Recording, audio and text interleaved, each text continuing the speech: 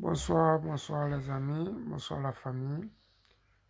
Moi, c'est le président Lothar. Je m'invite ce soir chez vous à travers vos différents réseaux sociaux pour vous apporter ma contribution dans la lutte ivoirienne et particulièrement la lutte panafricaine. Cette lutte panafricaine qui a fait assez de morts, de déplacés de guerre et de prisonniers politiques. À l'heure où je suis en train de vous parler, nous avons Double qui est pris en otage par Alassane Draman Ouattara et la France-Afrique. Mais les amis, ce soir, vous voyez, il se fait tard. Je voulais que demain, très tôt dans la journée, on va faire un direct. Si le revirement de notre mère Simone Eve Gbagbo, oui, cette dame qui a laissé les Ivoiriens s'entre-déchirer, s'entretuer, humilier le président Laurent Gbagbo, sa femme, oui, vraiment, ça fait mal au cœur. Mais je pense que demain, on va développer tout ça avec des vidéos à l'appui et vraiment, je pense que ça va se faire savoir demain. Voilà. Janine Boy, soit salué. Mon frère Mathieu, comment tu vas? Ça fait 2 jours que je ne te vois pas connecté là. Ça peut aller, non? Parce que vraiment, notre mère Simone, je pense que elle aurait dû faire ça depuis longtemps. Elle aurait vraiment dû faire ça depuis longtemps. Parce qu'elle a laissé les Ivoiriens 2 ans après, avant de faire ce genre de déclaration. Il y a eu des gens qui ont brûlé le t-shirt du président Laurent Gbagbo sous prétexte que le président Laurent Gbagbo aurait humilié Simone Eve à l'aéroport. Il y a des gens qui ont eu des problèmes de foyer. Il y a des gens aujourd'hui même qui ne me parlent plus parce que j'ai soutenu l'insoutenable. Il y a des gens qui jusqu'à présent continuent toujours d'insulter le président sous des prétextes que ce qui s'est passé à l'aéroport, ça a été vraiment un désastre.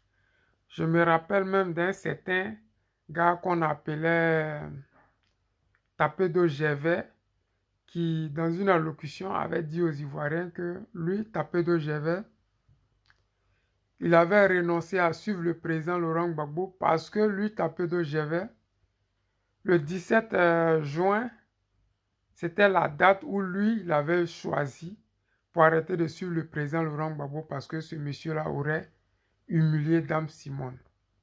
Et aujourd'hui, 2 ans après, ça sort dans les médias et surtout sur Fraternité Matin que notre mère, elle se rend compte que ce n'est pas vrai ce que les gens disaient sur les réseaux sociaux. Elle n'a pas démenti, elle n'a rien dit, elle a laissé les choses se faire parce que l'objectif c'était au maximum ternir l'image du président Laurent Gbagbo, oui, diviser le PPACI ou affaiblir le GOR. Parce qu'on leur avait dit que si elle créait un parti politique, ça allait affaiblir le président Laurent Gbagbo ou ça allait affaiblir le combat de la diaspora. Et je sais très bien que dans la diaspora, il y a beaucoup qui ont rejoint l'association des femmes célibataires sous des prétextes qu'elle a été humiliée. Mais nous autres, ça nous fait vraiment de la peine. Mais je suis heureux parce que l'objectif du combat que nous menons, c'est de rallier le maximum d'Ivoiriens à la cause du président Laurent Gbagbo. Cette cause, qui n'est rien d'autre que le bien-être des Ivoiriens, tu vois, le bonheur des Ivoiriens et la souveraineté retrouvée. Si notre mère s'était égarée et qu'elle revient à la maison, c'est une bonne chose. Parce que nous avons vu les Wilwe Jordan qui ont insulté partout, qui ont insulté le président Laurent Gbagbo, sa femme, et qui sont revenus à la maison et qui sont accueillis à bras ouverts. Nous avons vu ici mon frère Olivier Le Monac et sa femme qui avaient créé Simone D, qui avaient insulté le président Laurent Gbagbo et qui sont revenus à la maison. Parce que la vérité reste la vérité. Même si elle choque souvent, même si les gens ne veulent pas la regarder ou ne veulent pas entendre parler, une chose est sûre, c'est qu'elle reste la vérité. Le président Gbagbo Laurent a été toujours dans la vérité. Et c'est cette vérité qui fait que même quand c'est dur, on s'est dit, nous autres là, on n'a pas le droit à l'erreur. Si lui tient à 76 ans, à 78 ans, nous on est qui pour ne pas faire la même chose? Mais quand les gens profitent des coups bas pour pouvoir se faire un nom dans la politique, c'est désagréable, c'est déshonorant. Mais ce qui est bien, c'est que nous autres, on aura déjà dit à certains, on vous avait dit, on a eu raison de vous. Le président Laurent Gbagbo a toujours raison. Quand on le dit, ce n'est pas pour injurier les gens ou manquer le respect. C'est simplement pour vous rappeler que le président Laurent Gbagbo, il a toujours agi dans la vérité. Et cette vérité-là, elle a toujours choqué plusieurs. Mais elle va toujours continuer à les choquer parce que nous autres, on n'a pas besoin de dire comme cette dame Simone qu'on va se taire. À l'époque, on a parlé et maintenant on va parler. On a toujours défendu les mensonges, pour ne pas dire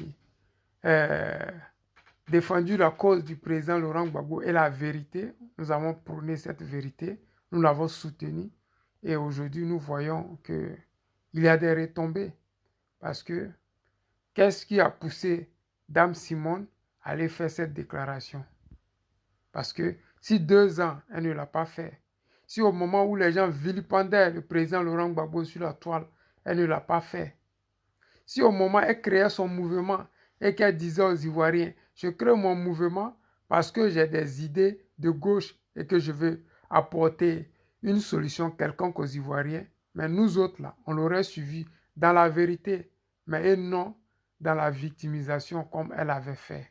Et cette victimisation a créé beaucoup de remous dans la diaspora et surtout dans le combat de la libération de la Côte d'Ivoire. Elle a divisé la diaspora. Je le dis, et j'ai toujours pointé du doigt ceux qui ont été à la base de ça. Il y a, comment on appelle, Eben Boigné et son mouvement qu'elle avait créé. C'était à la base de la division des Ivoiriens dans la diaspora. Il y a aussi le camarade Olivier Lemonac et Simone D. Ils avaient créé un mouvement et au final, ça a divisé les Ivoiriens. Je suis heureux que ces personnes-là reviennent à la raison. Et je pense que très bientôt, les choses vont changer. Parce que quand les Ivoiriens sont unis, le combat va encore 2 fois plus vite. Quand les Ivoiriens sont unis et ils parlent d'une même voix, vous voyez que les choses bougent en face. Je suis heureux que notre mère, enfin, ouvre les yeux. Parce que elle a 74 ans. Il ne lui reste plus 10 ans, 20 ans, 100 ans à vivre. Elle doit mener un combat noble, un combat sage, un combat propre pour notre génération, pour les générations de nos enfants, pour la génération de ses enfants. Donc, si elle devrait mourir dans l'indifférence des Ivoiriens, ça va être une honte pour le combat qu'elle a mené pendant toutes ces années-là. Je suis fier d'elle, je suis heureux. Mais les amis, je voulais simplement vous faire un petit direct pour vous dire que j'ai vu ça aujourd'hui, j'étais choqué. Mais bon, comme il se fait tard, demain on va descendre sur ça, puis on va descendre en profondeur avec les vidéos à l'appui. Jacques Aigué, sois salué frère. Mon président, le Vinci, tu connais l'affaire, c'est la famille, sois salué camarade. Abasso, soyez tous salués, partagez le direct, dites aux Ivoiriens que demain le président Lota va être là et on va décortiquer les propos de notre maman Simone Evier Gbagbo parce que vraiment, cette dame, elle a vraiment pris les Ivoiriens pour des idiots et je pense que nous autres là, on était déjà préparés à ça. Les amis, je vous aime et je vous dis à demain pour un autre direct. Ciao, ciao.